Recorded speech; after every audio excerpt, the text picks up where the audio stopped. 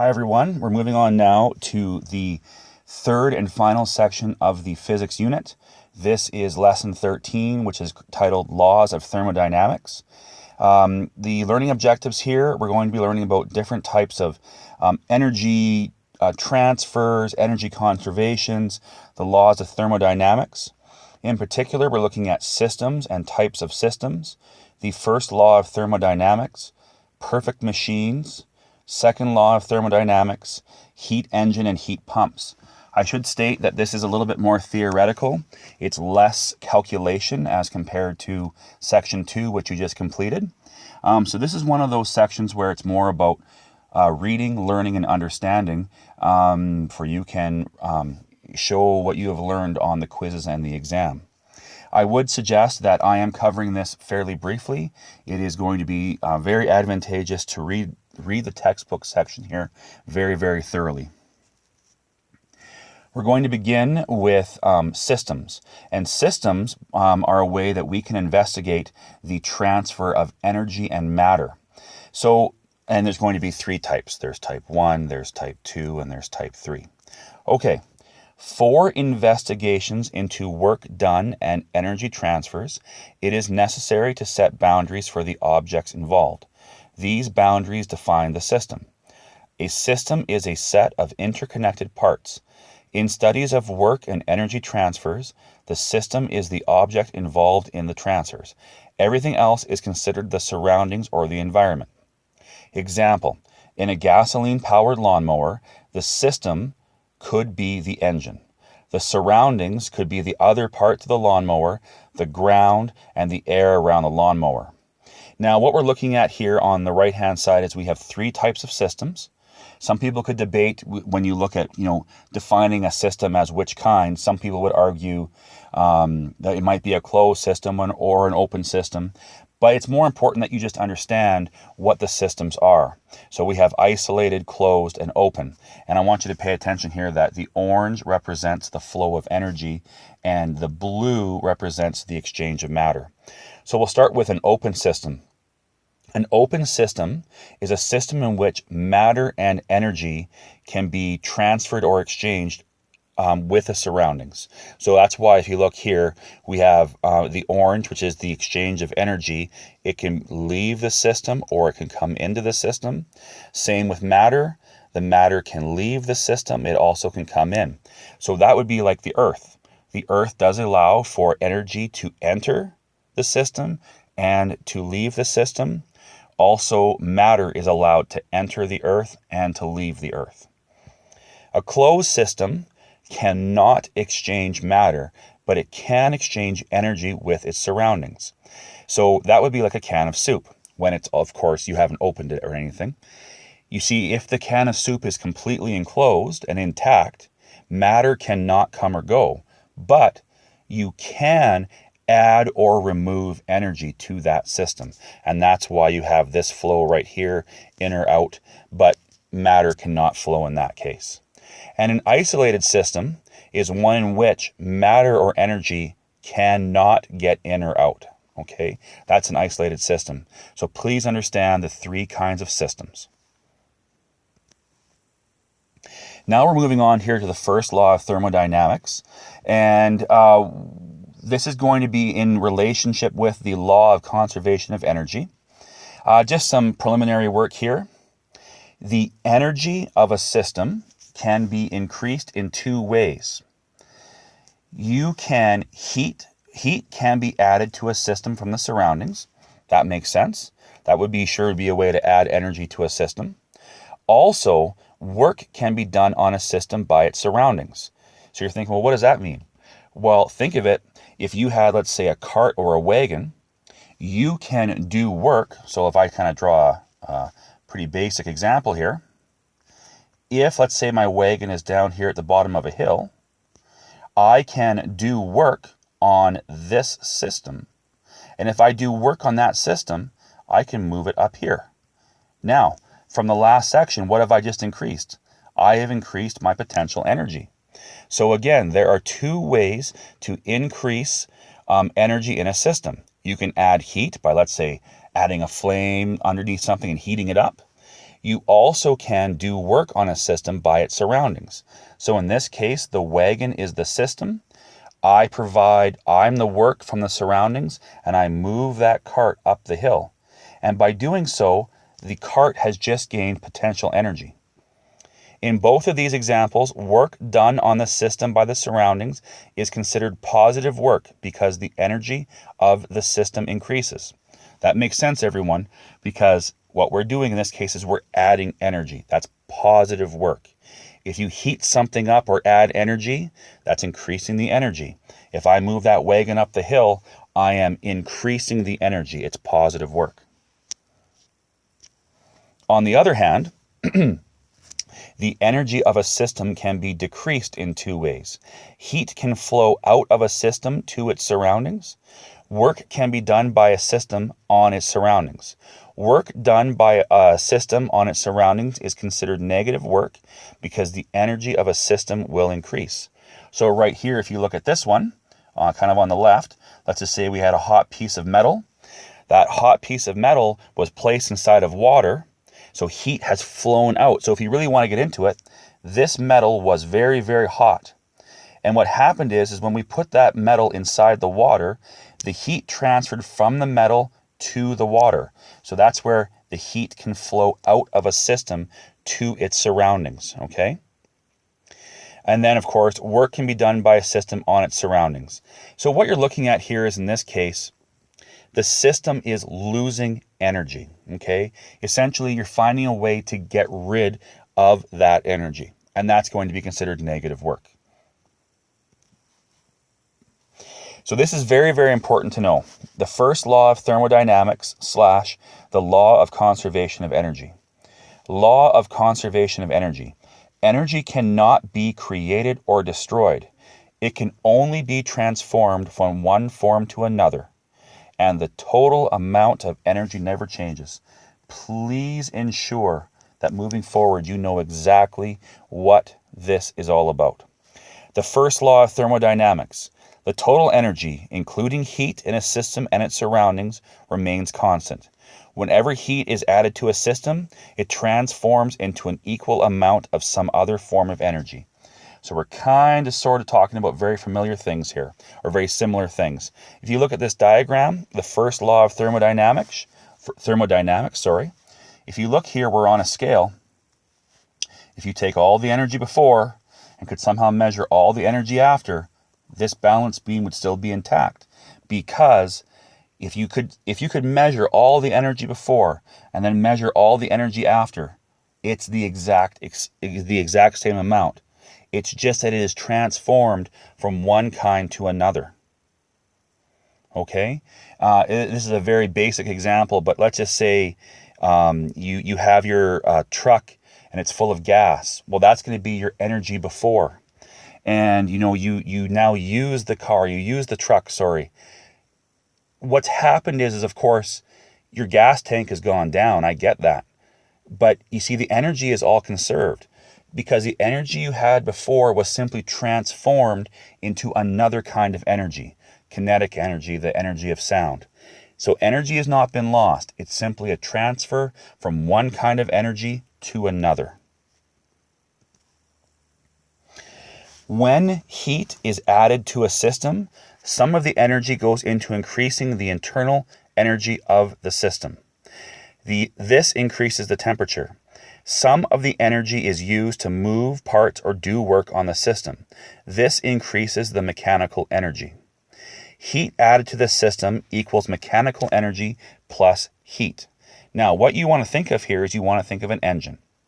Now, we'll get into this a little bit later on. It's called the internal combustion engine. This is the traditional engine that we use to power our cars. Now, what we do is we burn fuel. Okay? So what we're doing is we are increasing the temperature. We are burning something. And what happens is, we're adding heat to the system. We are burning that gas. And what happens is that heat allows us to do, basically is transformed into two kinds of energy. Mechanical energy is what we use to move the vehicle, and heat is what we lose. So you have to think of that.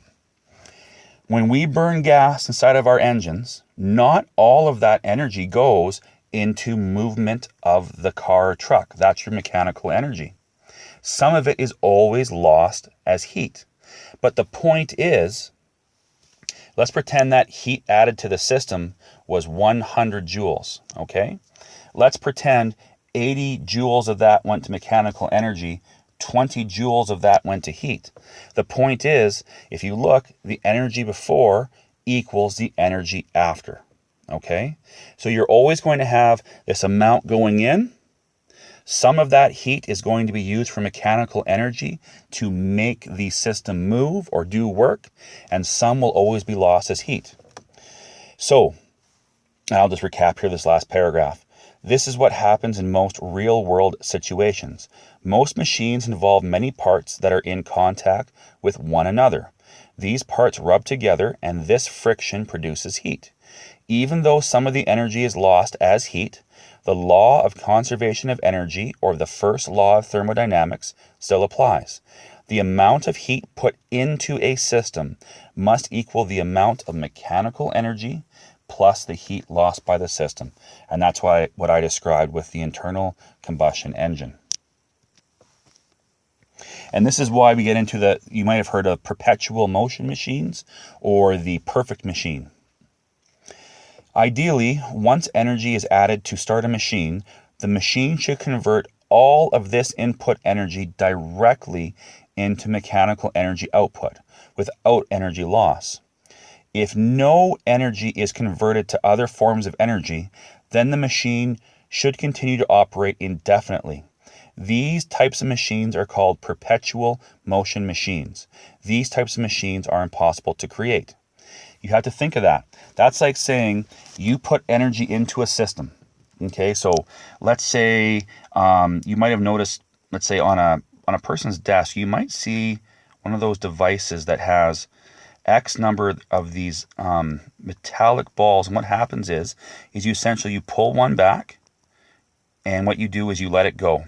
And of course, you know what happens. They go back and forth, back and forth. Now you see, when I pulled this one back, I gave that one potential energy. And then when I let it go, that potential energy is turned into kinetic energy. Now, if this was a perfect machine, this device should keep going back and forth, back and forth, back and forth. But that's not the case. And why is that? That is because, yes, when I pulled the one ball up to the side, I did create potential energy. And when I let it go, I wanted mechanical energy. I wanted this thing to keep moving, doing work. But what happened? Not all of the energy that I added into the system went into mechanical energy. You see, there's always a loss of energy, friction, heat. So you see, this is why a perfect machine cannot be achieved. You can never just add energy once and have the machine keep going forever. What I'm trying to help you understand is when you add energy into a system just once, like I would if I were to lift up this one ball, I did it once, I let it go, and energy is put into the system. But every time that system moves or crashes or makes a sound, energy is being lost. And eventually you're going to lose so much energy that the thing isn't going to be moving anymore. And that's why a perfect machine cannot be achieved. Please look at the bouncing ball activity on page 201. If you look at that really briefly, of course, I can't make you do this lab, but in general, I want you to think of this as another idea, and I believe this is going to be referenced on one of your quizzes. It's very interesting if you think of it. Imagine you're standing and you're holding one of those, bouncing balls that you might have had when you were a small child. Let's say you hold it up, let's say 1 meter above the ground, and you let that go. So that potential energy is being converted into mechanical energy. The thing is, though, is when the ball hits the ground, does it come right back up to the height in which you let it drop from? The answer is no. It always goes a little bit less and a little bit less and a little bit less. Well, why is that? That's because the energy that you put into the system, it doesn't maintain as constant. What happens is energy is always lost to the surroundings. So please just have kind of a quick look at the activity on page 201. And if I was with you, I'd have you do this and you'd understand that, yeah, you can put energy into a system once, but as soon as you let go and the system starts moving, energy is always lost to the surroundings as friction, heat, sound. The point is you're always losing energy. Therefore, eventually, the ball will stop bouncing. Second law of thermodynamics describes the direction of energy flow in natural processes. The second law states that heat always flows naturally from a hot object to a cold object, never from a cold object to a hot object. So an example I use of this is, I think I used this earlier in the course. It's a very, very cold winter day, and you take your hand and put it on a cold piece of metal, and it's going to feel, it could even hurt you. But what's happening in that case is your hand has more heat energy than the piece of metal. And what's happening is the metal essentially is taking the heat energy out of your hands. So what you feel is cold, that's the feeling of the transfer. It's always going from something hot to something cold. Okay? That's the second law of thermodynamics. Two things that you do need to be familiar with for an upcoming quiz: a heat engine and a heat pump. A heat engine is a device that converts heat into mechanical energy. Only some of the input heat can be converted to mechanical energy. The remaining heat is expelled as exhaust heat. This is an internal combustion engine. We will get into this more later on. But right here in this chamber, what's happening, I'm not going to get into it too much right now. That is where the fuel is combusted. That's where we burn the gas. You see, by burning the gas, we are adding heat into the system. And what happens is that heat is used to move this piston up and down, and eventually that's going to be connected, and that's going to help move your car or your truck. But you have to understand, if there was, let's say, 100 joules of energy from the burning of that gas, 100 joules does not go along the piston. It doesn't mean you get 100 joules to move your car or your truck. Only some of this 100 joules is turned into mechanical energy. You have to understand that some of that heat energy will be lost as exhaust heat. No system is perfect. So a heat engine is where you use heat, the energy of heat, to create mechanical energy, to allow something to move or do work. But you have to understand that not all of your energy does what you want. You will always lose some as waste due to friction, etc. A heat pump is a device that uses mechanical energy to transfer heat.